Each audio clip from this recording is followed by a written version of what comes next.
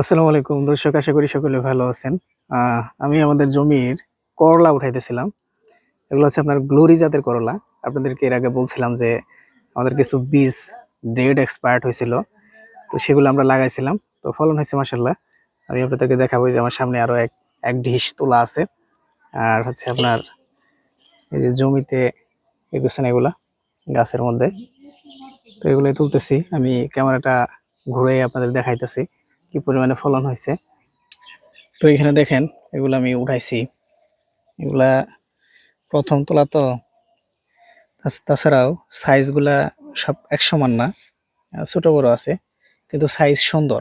হ্যাঁ, আপনার বাজারে মানে সর্বোচ্চ চাহিদা পাওয়া যাবে এগুলার। আর এই জমিতে যেগুলো আছে দেখেন, এই যে এদিকে ধরছে আরো,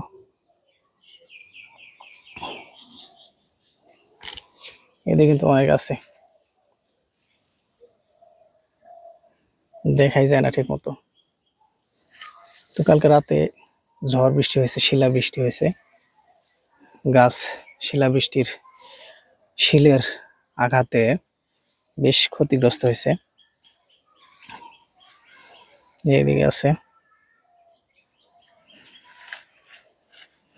পাতার ভিতরে যেগুলা, সেগুলা আলো না পেয়ে কোনোটা সাদা হয়েছে, কোনোটা পাইকা গেছে।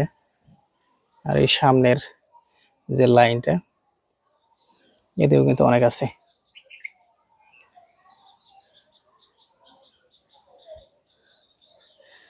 তো এখানে আমরা কিন্তু কোনো হরমোন টরমোন কিছু স্প্রে করি নাই, লিটোস্যান, জিঙ্ক, বোরন কোনো কিছু স্প্রে করি নাই।